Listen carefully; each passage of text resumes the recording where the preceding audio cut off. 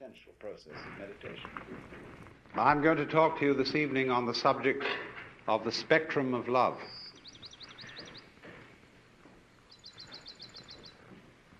We know that from time to time there arise among human beings people who seem to exude love as naturally as the sun gives out heat. We would like to be like that, and by and large, man's religions are attempts to cultivate that same power in ordinary people. But unfortunately, they normally go about this task as one would attempt to make the tail wag the dog. I remember when I was a small boy in school, I was enormously interested in being able to do my schoolwork properly. And everybody told me that I didn't work hard enough and that I ought to work. I had an intense desire to do this, but when I asked, "How do you work?" everybody shut up like a clam. So I was extremely puzzled, but there were teachers who apparently knew how to work and had attained considerable heights of scholarship, and I admired them very much for their attainments. And so I thought that maybe I could learn the secret by copying their mannerisms. I would imitate the style of handwriting that they used. I would use the same kind of pen. I would affect the same mannerisms of speech and gesture, and insofar as I could get around the school uniform, even of clothing. I must assure you this, of course, was a private school in England, not a public school in America. But none of this revealed the secret, because I was, as it were, copying the outward symptoms and knew nothing of the inner fountain of being able to work. And exactly the same thing is true in the case of people who love. When we study the behavior of people who have the power of love within them, we can catalogue how they behave in various situations, and out of this catalogue formulate some rules. One of the peculiar things we notice about people who have this astonishing universal love is that they are apt, but not always so, but they are apt very often to play it rather cool on sexual love. The reason for this is, generally speaking, unknown to preachers, but it is because an erotic relationship with the external world operates, so far as they're concerned, between that world and every single nerve ending. Their whole organism, in all its aspects, physical, psychological, and spiritual, is an erogenous zone. And therefore, their flow of love is not specialized or canalized so exclusively in the genital system as it is with most other people, especially in a culture such as ours, where for so many centuries that particular expression of erotic love has been so marvelously repressed as to make it seem the most desirable kind of love that there is. And so we have, as a result of 2,000 years of Christianity, sex on the brain, which isn't always the right place for it.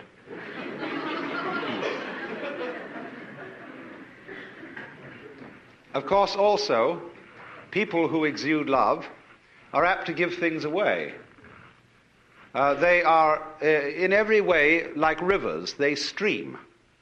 And so when they collect possessions and things that they like, they are apt to give them to other people, because if you ever notice that when you start giving things away, you keep getting more.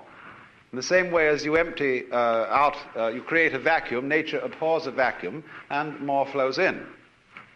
So, noticing this, the codifiers of loving behavior write down that you should give so much money to tax-deductible institutions and to the poor, and that you should be nice to people, that you should act towards your relatives and your friends, and indeed even your enemies, as if you love them, even if you don't. And of course, for Christians and Jews and believers in God, there is a peculiarly difficult task enjoined upon us, namely, that thou shalt love the Lord thy God. And not only here, going through the motions of it externally, but with all your heart, with all your soul, and with all your mind. And that is, of course, very demanding indeed. But you see what is happening. It is as if, for example, we admired the music of a certain composer, and having studied his style very thoroughly, we draw up rules of musical composition based on the behavior of this composer. We then go to send our children to music school, where they learn these rules, in the hope that if they apply them, they also will turn into first-class musicians, which they usually fail to do. Because what might be called the technique of music, as well as the technique of morals, as well as, say, the technique of speech, of language, is very valuable because it gives you something to express if, and I repeat, if you have anything to express.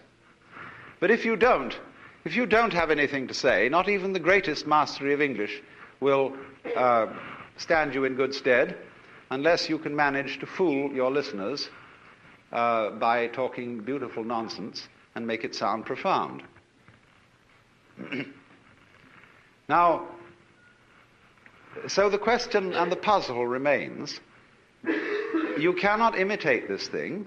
There is no way of getting it, and yet it is absolutely essential that we have it.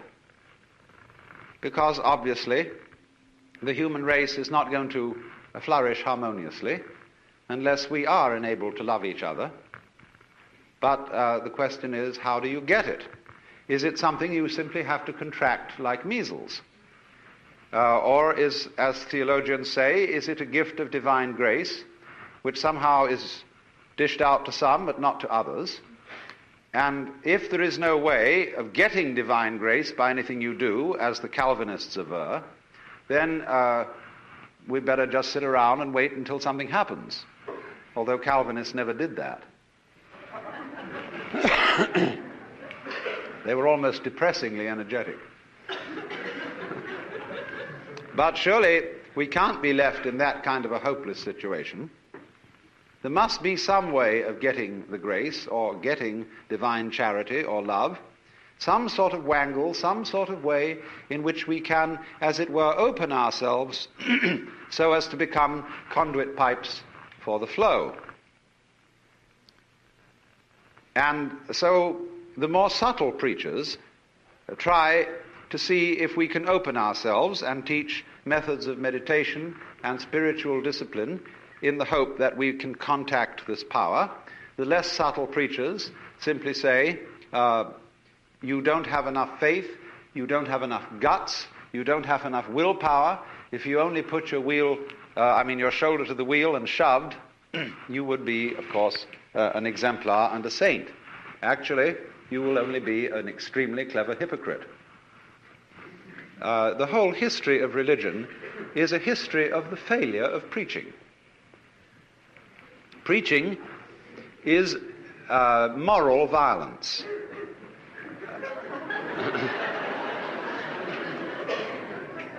If when you deal with the so-called practical world and people don't behave as you would wish they would, you get out the army or the police force or the big stick, and if those strike you as somewhat crude, you resort to giving lectures. And I mean lectures in the sense of a pie jaw, a solemn adjuration and exhortation to behave better next time. Now, let us look at some of the practical consequences of adjuring people and commanding people to love.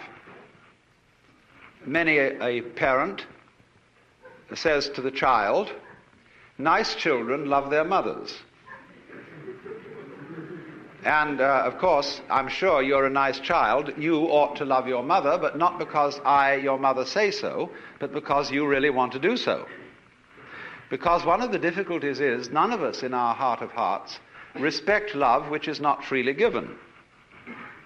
If, for example, you are an ailing parent and you need to be looked after, and you have a son or daughter who feels dutifully that they should look after you because, after all, you've done so much for them, but this somehow, your living with your father or mother prevents you from having a home and a life of your own, naturally you resent this duty, and your parent is well aware that you resent it, even if they pretend to ignore it. They therefore feel guilty that they have imposed upon your loyalty, and you, in turn, can't really disclose from yourself the fact that you hate them for getting sick, even though they couldn't help it. And therefore nobody enjoys the relationship. It is a painful duty carried out. And the same thing would naturally happen if, after a number of years, having at the altar made a solemn and terrible promise that you would love your wife and husband, come what may, forever and ever, till death do you part, and then suddenly you find you really haven't the heart in you to do it anymore, then you feel guilty, and that you ought to love your wife, family, or whatever. And naturally, this is a sort of fiasco, as would be obvious, if you were to ask your wife, "Do you really love me?" and she were to reply, "I'm trying very hard to do so."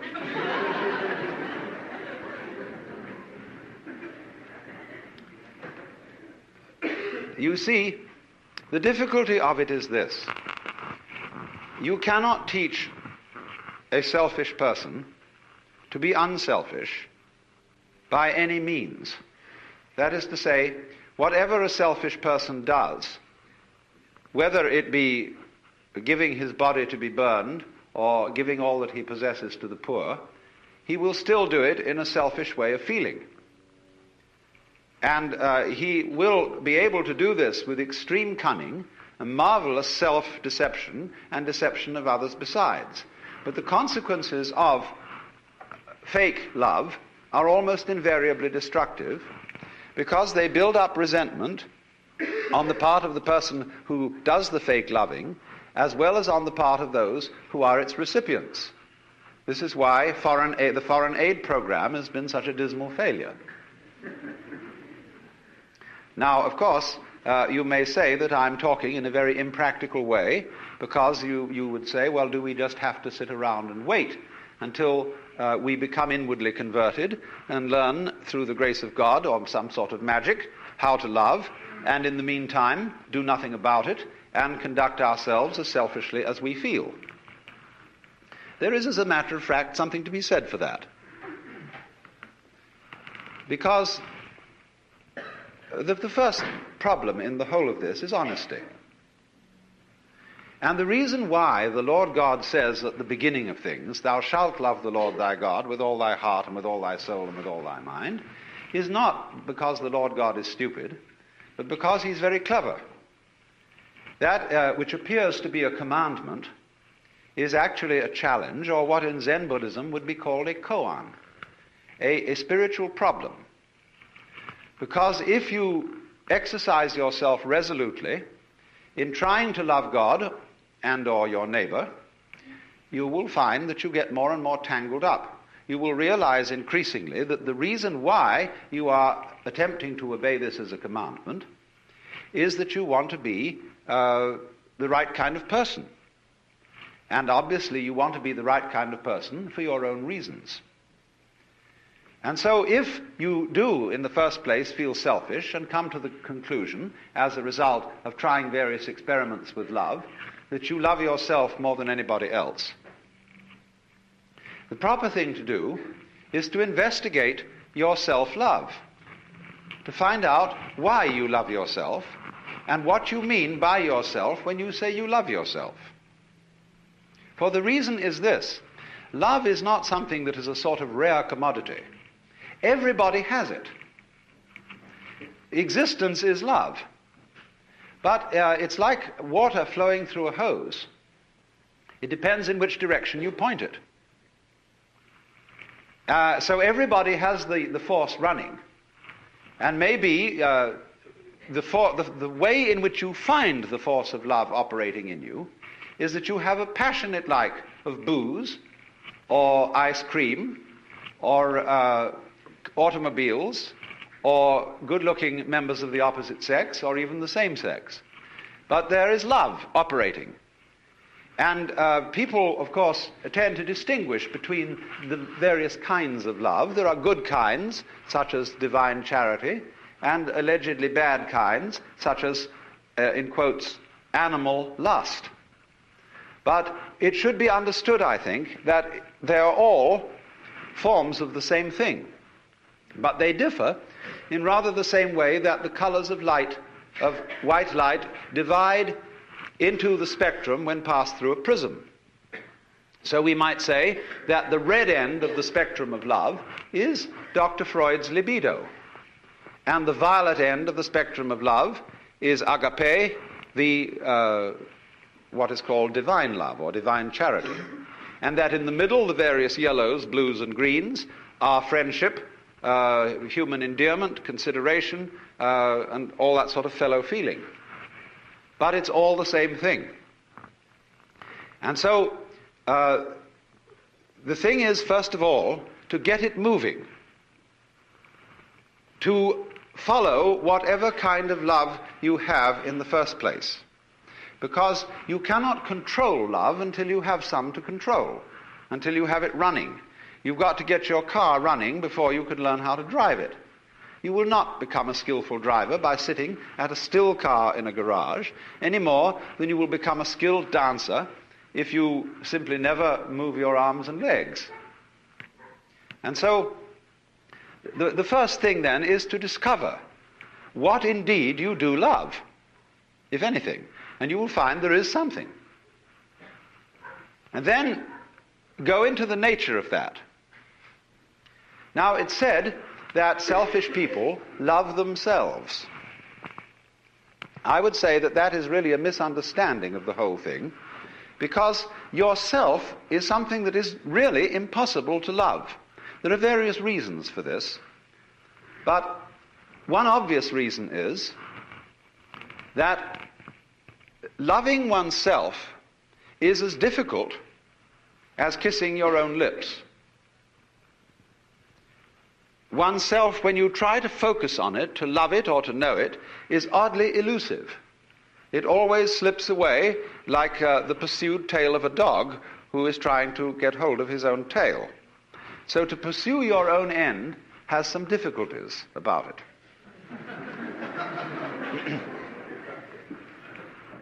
If you explore what you love when you say you love yourself, you will make the startling discovery that everything you love is something which you thought was other than yourself. Even if it be very ordinary things such as ice cream or booze, in the conventional sense, booze is not you, nor is ice cream. It turns into you in a manner of speaking when you consume it, but then you don't have it anymore. And so you look around for more in order to love it once again. But so long as you love it, you see, it's never you.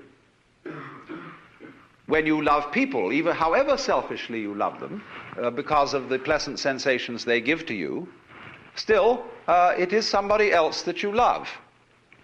And as you inquire into this, as you follow honestly your own selfishness, many interesting transformations begin to come about in you. One of the most interesting transformations of being directly and honestly selfish, in the same way that, for example, cats are, is that you stop deceiving people. A great deal of damage is done in practical human relations by saying that you love people, when what you mean is that you ought to. And you don't really. You give the wrong impression, and people begin to expect things of you which you're never going to come through with. We have been taught, for example, that we ought to love our enemies. Now, we don't really understand what it means to love our enemies. We think it means to be charitable towards them in the hope that we will convert them, and so that they will cease to be our enemies. The real reason for loving enemies is that one needs enemies. They're terribly important to you. For example, I think that some of you here feel that you belong to a nice set of people. It may be an ordinary kind of bourgeois coterie of pleasant squares, or it may be a church group of some kind, a club, or a special cult, or just a group of friendly drinkers. But at any rate, you feel that by virtue of membership in this society, you belong to a special in-group of nice or saved people. Now, when you consider what nice people talk about when they sit round the dinner table and have an opportunity to nurture their collective ego, you will find that the most fascinating topic of conversation is the nasty people. How awful they are, what dreadful things they do, and what is it all coming to. And this very, very satisfactory, condemnatory conversation nurtures your ego. But people who do that don't seem to realize that they thereby depend on the nasty people in order to know that they're nice. They are, as a matter of fact, highly indebted to them. On the other side of the picture, the nasty people, they, on their side, consider that they really are the best people and nurture their collective ego by blasting the bourgeoisie, the squares, the wasps, the know-nothings, or whoever they may be. And so, for the collective ego of the non-squares, the squares are extremely necessary. If they were to disappear tomorrow, many of us would lose a cause. Now, the minute you begin to become aware of this, it's rather embarrassing. It's, of course, humorous, and I'm glad that you see this. Because at once you begin to realize how much you depend on an enemy, or an outsider, or a group of damned people as distinct from your own group of saved people. And so you begin to realize that if your collective ego, or yourself, depends on your being on the in, but you can only be on the in with relation to something that is out. And since the in and the out are inseparable, if there is to be any in or any out, you suddenly discover that yourself is bigger than you thought it was. It includes the other, and you can't do without it. This brings about a fundamental change in the understanding of the meaning and nature of self. And thereupon, there become a change of attitude to other people, even if you continue with some formal opposition to them and disapproval of them.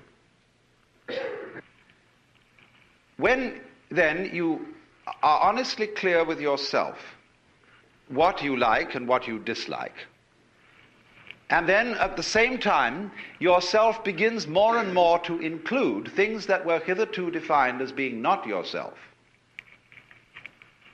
your love, which is what you are, begins to express itself quite naturally and unaffectedly in a wider way. Now, to trust oneself to be capable of love, to bring up love, in other words, to function in a sociable way and in a creative way, is to take a risk. It's a gamble. Because you may not come through with it. And in the same way, when you fall in love with somebody else, or you form an association with somebody else, and you trust them, they may, as a matter of fact, not fulfill your expectations. But that risk has to be taken. The alternative to taking that risk is much worse than trusting and being deceived. In other words, to live together, you have to take risks. There will be disappointments and failures and disasters as a result of taking these risks. But in the long run, it will work out. My point is that if you don't take them, the results will be so much worse than any kind of wild anarchy that could be conceived. You see, here we are now as a highly disciplined human race, with all kinds of rules and religions, and what are we about to do? Blow ourselves completely to pieces. Was this all a good gamble? Because you see, in tying up love in knots and becoming incapable of it, you can't destroy this energy. You turn it, when you won't love and you won't let it out, the thing comes out in the form of self-destruction. The alternative to self-love, in other words, is self-destruction. Because you won't take the risk of loving yourself properly, you will be compelled instead to destroy yourself. Because you see, in tying up love in knots and becoming incapable of it, you can't destroy this energy. You turn it, when you won't love and you won't let it out, the thing comes out in the form of self-destruction. The alternative to self-love, in other words, is self-destruction. Because you won't take the risk of loving yourself properly, you will be compelled instead to destroy yourself. So, which would you rather have? Would you rather have a human race which isn't always very well controlled and sometimes runs amok a little bit, but on the whole continues to exist with a good deal of honesty and delight when delight is available? Or would you rather have the whole human race blown to pieces and cleaned off the planet, reducing the whole thing to a nice scoured rock with no dirty disease on it called life? But I repeat the point that is necessary to understand this whole thing, that love is a spectrum. There is not, as it were, nice love and nasty love, spiritual love and material love,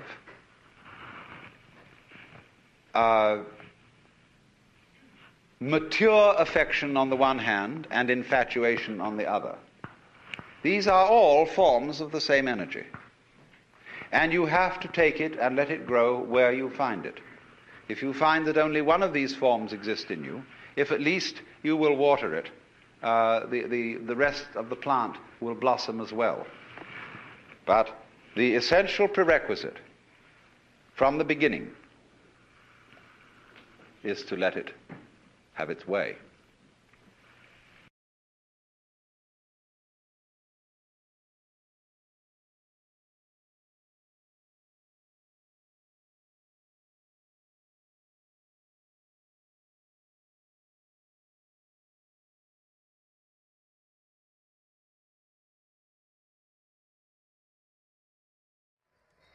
Very basic in our thinking is that we, as it say, one must live. We need to survive, to go on. We need, therefore, money for food, for this, that, and the other. We must go on. And we know that we're not going to get away with it for very long. That after a certain number of years we're going to die. The thing is going to end. The thing that we call I is going to be as it is in sleep. Deep sleep with no dreams. But that between now and that happening, there may be the most ghastly pains. Not only perhaps the pains of physical disease, or being wounded or hurt, but the pains of worrying about our failure of responsibility to people who depend on us. And we suffer other people's suffering simply because we're sensitive and have imagination and participate in their sufferings, and our adrenaline and our chemicals respond simply by imagination to the sufferings of other people. And what about that?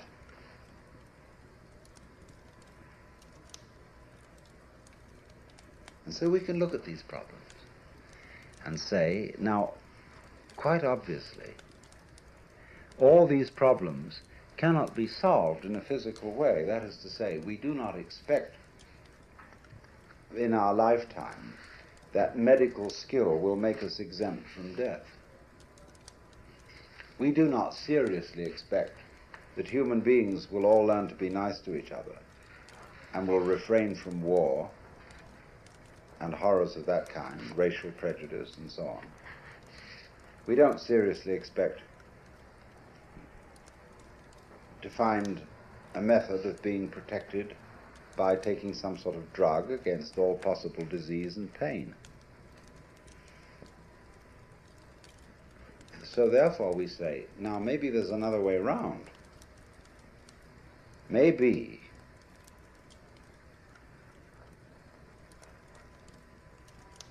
that instead of solving these problems at the technical level, we could solve them at the psychological and spiritual level by so disciplining ourselves, by so doing something with ourselves, that we wouldn't be afraid of it anymore. And so, in accord with that motivation, we seek out spiritual teachers, psychological teachers, this, that, and the other. Could we somehow be made over so that we don't worry about the quaking mess by a spiritual discipline or whatever? And you see, if you examine that this wanting to overcome the quaking mess and not have it anymore, that precisely is the quaking mess.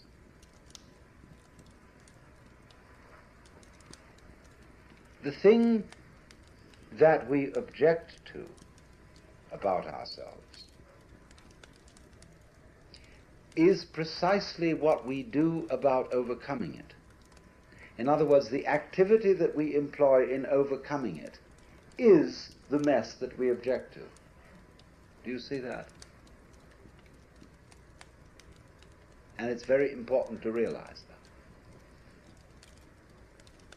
that. And if you do realize it, you raise the question, then what can I do?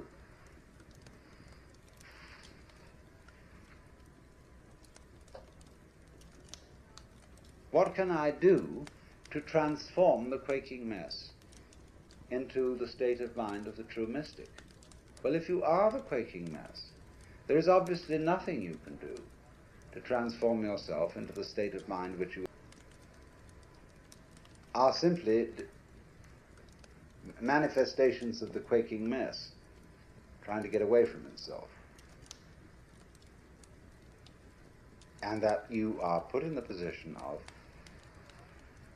it is absolutely necessary for me to be different from the way I am.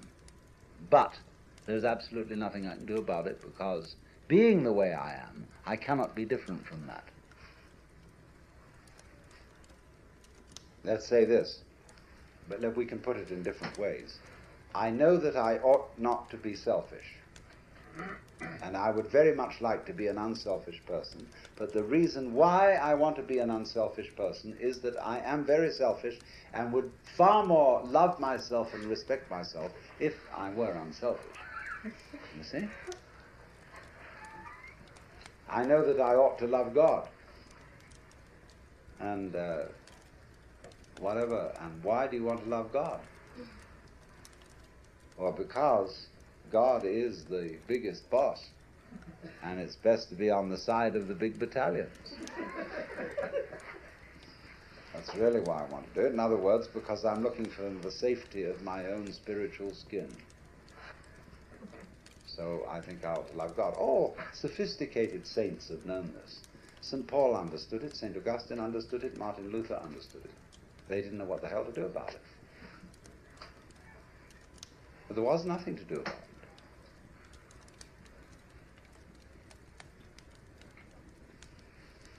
And yet something has to be done. obviously. But you realize when you really look into yourself, there's nothing you can do. And this, therefore, is our point of departure. That we here, perhaps not, mutually realize there is nothing we can do to be anything else than what we are.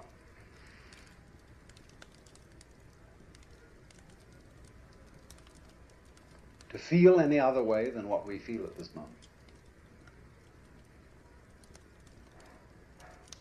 And to be then this quaking mess which has the capacity for the horrors about what life can do to us. However, this isn't as much of a blind alley, a cul-de-sac, as it sounds. Because if you discover a blind alley, it tells you something. Watch the flow of water when it crosses over an area of land, and you will see that it puts out fingers, and some of them stop because they come into blind alleys. And the water doesn't pursue that course. It simply rises, and then it finds a way it can go. But it never uses any effort. It only uses weight, gravity. It takes the line of least resistance and eventually finds a course. Now we will do the same thing.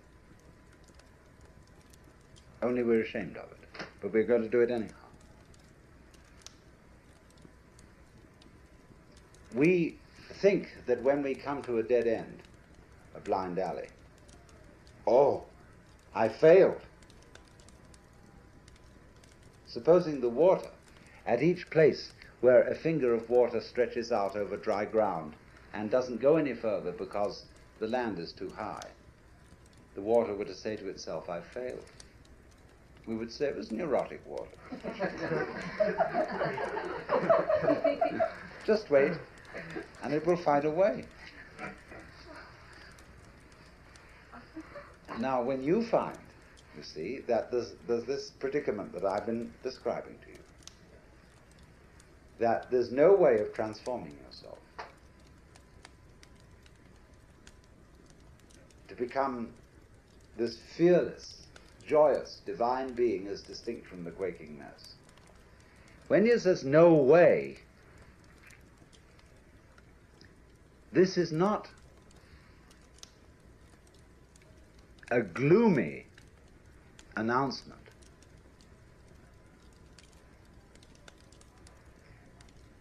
It is a very, very important communication. It's telling you something.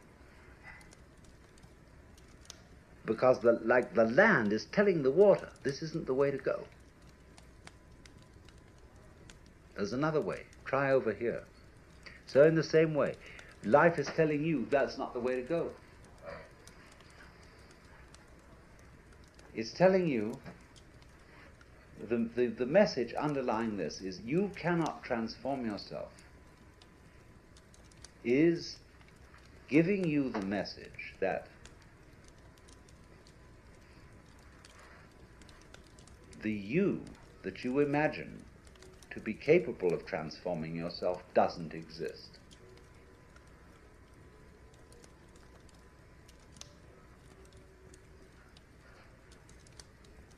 In other words, an ego, an I, separate from my emotions, my thoughts, my feelings, my experiences, who is supposed to be in control of them, cannot control them because it isn't there.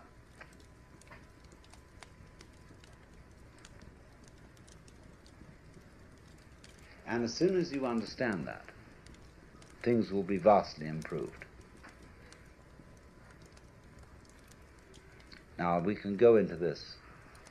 What do you mean by the word I? We're going to make some experiments in this on some number of different levels, but in the ordinary way, what do you mean by the word I? I myself. Your personality, your ego. What is it? Well, first of all, obviously, it's your image of yourself.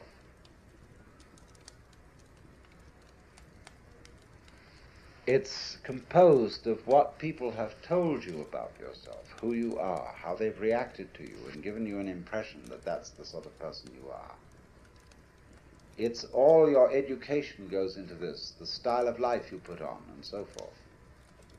But it's an image, it's an idea, it's your thought about yourself, and I suppose yourself is in fact not this, but is, to begin with, your total physical organism, your psychological organism,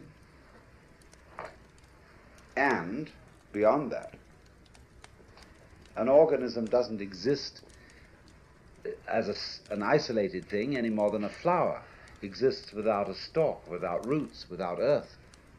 So in the same way, although we are not stalked on the ground, we are nevertheless inseparable from a huge social context of, well, to begin with, parents, siblings, people who work for us and everything. I mean, it's just impossible to cut ourselves off from a social environment, and also, furthermore, from a natural environment. We are that. There's no clear way of drawing the boundary between this organism and everything that surrounds it. And yet, the image of ourselves that we have does not include all those relationships. Our idea of personality of ourselves includes no information whatsoever about the hypothalamus, an organ of the brain, the pineal gland, really of the way we breathe, of how our blood circulates, of how we manage to form a sentence, how we manage to be conscious, how you open and close your hand. The information contained in your image of yourself contains nothing about all that.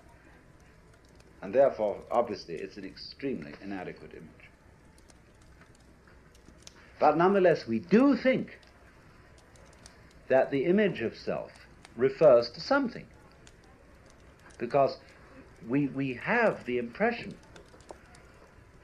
very strongly indeed, that I exist. And this isn't just an idea. We think, my God, it's a feeling. It's really substantially there in the middle of us.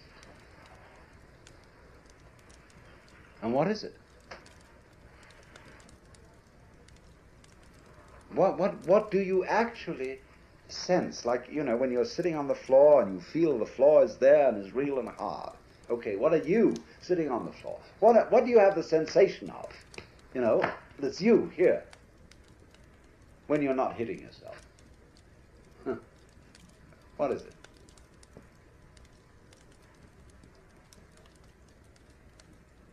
Well, in what part of your body do you feel yourself, the real I, existing? We can explore this very deeply, but I'm going to give you a preliminary and superficial answer. The sensation which corresponds to the image of ourselves is a chronic muscular tension.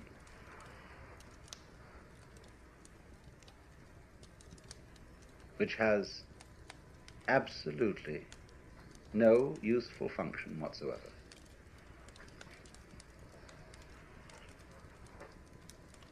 It is when you try, say, to concentrate. What do you do when you try to pay attention? When I was a little boy in school, I had sitting next to me another boy who had great difficulty in reading.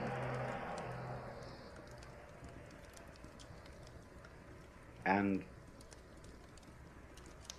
as he worked over the textbook with its perfectly piffling information, he groaned and grunted to try to read, to get out the sounds, as if he were heaving enormous weights with his muscles. You know, spot, run,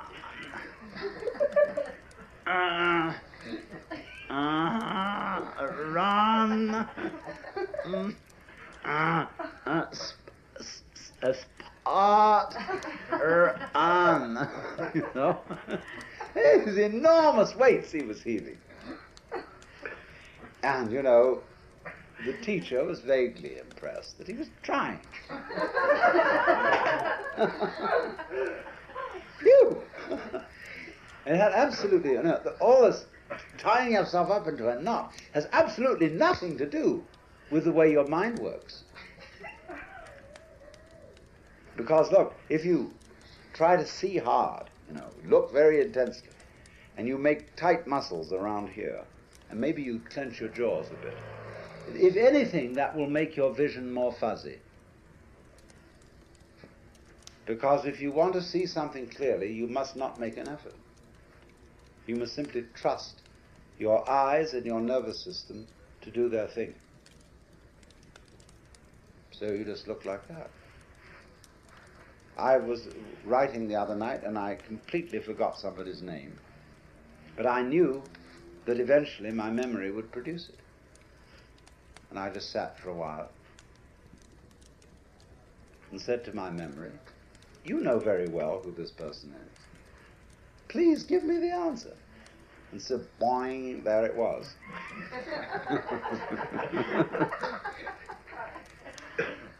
Because that's the way nerves work. They don't work by forcing them. And yet we've all been brought up to try to force our nervous activity, our concentration, our memory, our comprehension, and indeed our very love. We've tried to precisely the same way. Well, let's complete the picture. So therefore, the notion that we have of ourselves, of ego, is a compound of an image of ourselves which does not fit the facts, and a sensation of muscular straining which is futile. So that what you conceive to be yourself is the marriage of an illusion and a futility.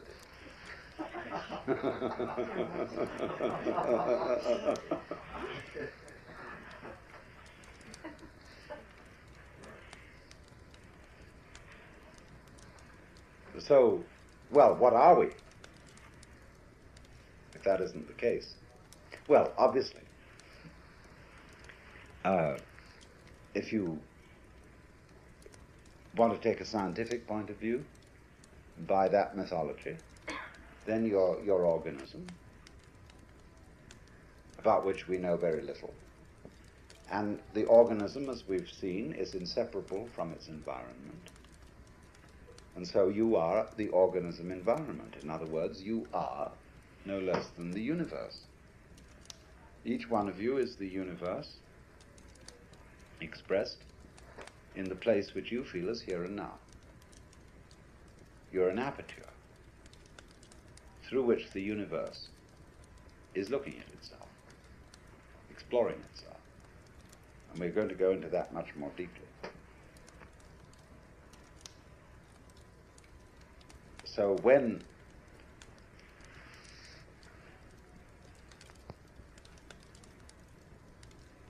you feel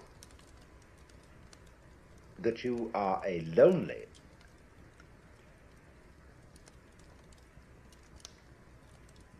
put upon, isolated, little stranger confronting all this, see, you have an illusory feeling.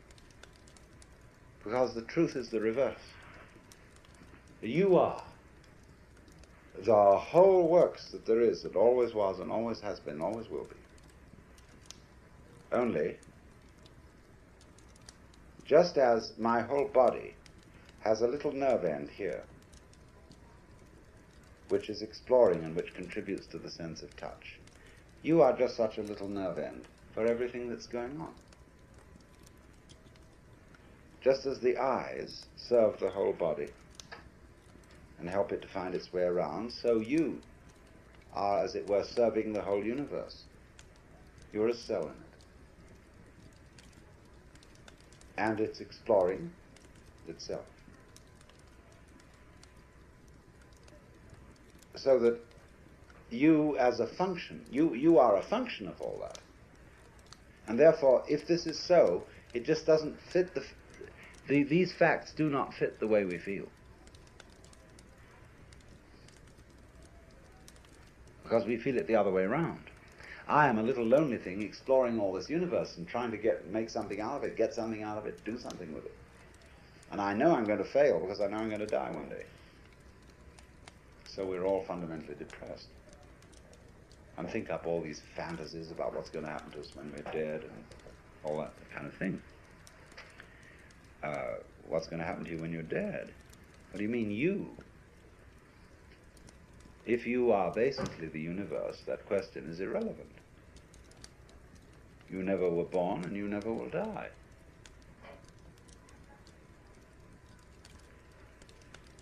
Because what there is you. And that should be absolutely obvious. But it is not obvious at all.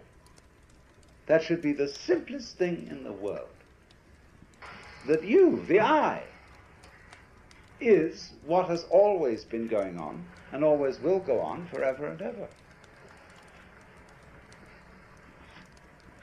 But we have been bamboozled by religionists, by politicians, by fathers and mothers, by all sorts of people to tell us, you're not it. And we believed it. So, do you see now why, if I put it to you in this very negative way, you can't do anything to change yourselves, to become better, to become happier, to become more serene, to become mystics or anything.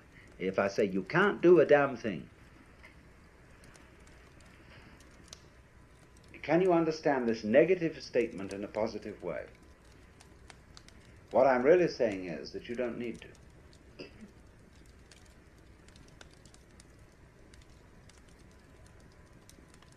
Because if you see yourselves in the correct way, you are all as much extraordinary phenomena of nature as, say, trees, clouds, the patterns in running water, the shape of fire, the arrangement of the stars, the form of a galaxy. You are all just like that.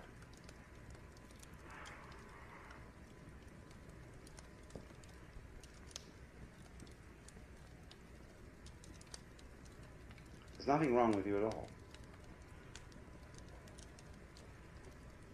Except that I have to add this little flip. You have in you, you do think there's something wrong with you. See? And there's no question, you do. We all object to ourselves in various ways. And I'm going to add, there's nothing wrong with that either. Because that's part of the flow. That's part of what is going on. That's part of what we do.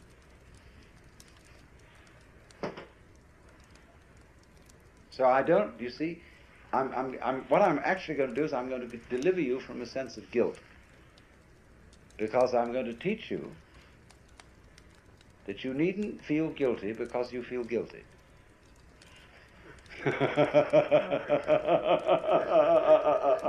Of course you feel guilty. It's like someone put a match on you and you feel hot. So they taught you as a child to feel guilty, and you feel guilty. They say, well, if somebody comes along and says, well, you shouldn't. That's not the point. I'm going to say, not that you shouldn't, but that you do, and don't worry about it. And if you want to say further, but I can't help worrying about it, I'm going to say to you, okay, worry about it. This is the principle called in Japanese judo, meaning the gentle way. Go along with it, go along with it, go along with it.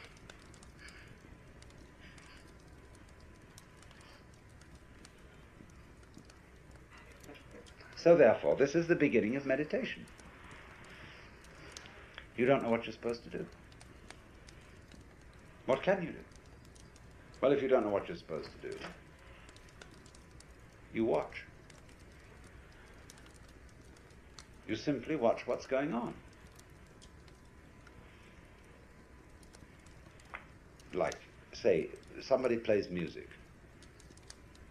You listen, and you just follow those sounds. And eventually, you understand the point of the music. The point cannot be explained in words, because music is not words. But after a while, in listening to any music, you will understand the point of it. And that point will be the music itself.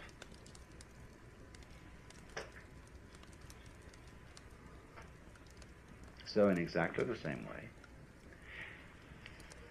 you can listen to all experiences, because all experiences whatsoever are vibrations coming at you.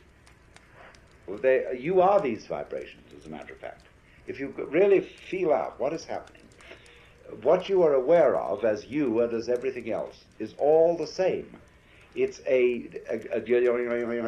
vibrations of all kinds, and they're on different bands of the spectrum. Sight vibrations, emotion vibrations, touch vibrations, sound vibrations. All these things adding together are woven.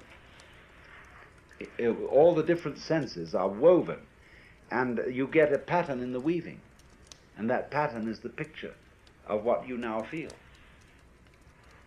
And this thing is going.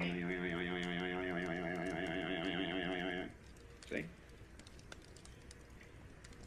Now, instead of saying, what should I do about it? Because who knows what to do about it? To know what to do about this, you would have to know everything. And if you don't, then the only thing that, at least to begin with, you can do is watch. Watch what's going on. Watch not only what's going on the outside, but also what's going on the inside. Treat your own thoughts, your own reactions, your own emotions about what's going on outside as if those inside reactions were also outside things.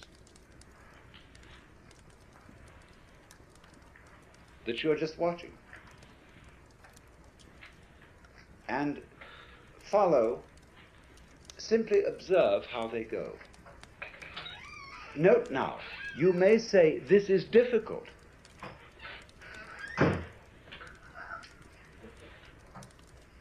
I am bored by watching what is going on.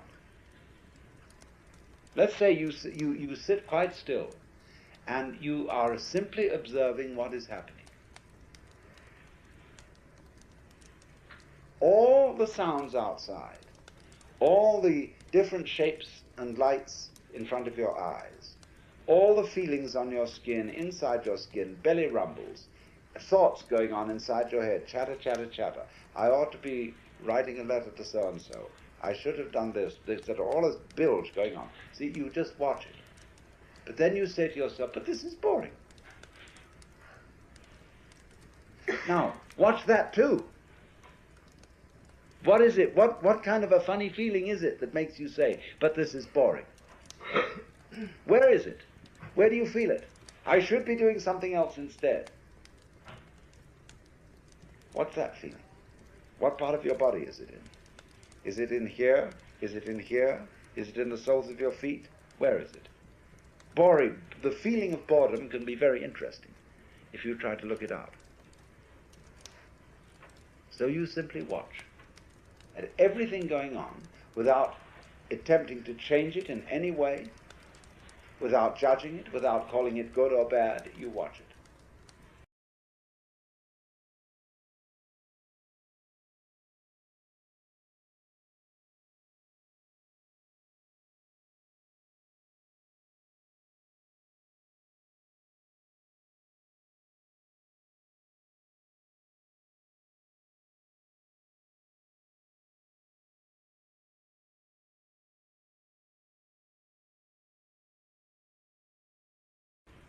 And that is the essential process of meditation.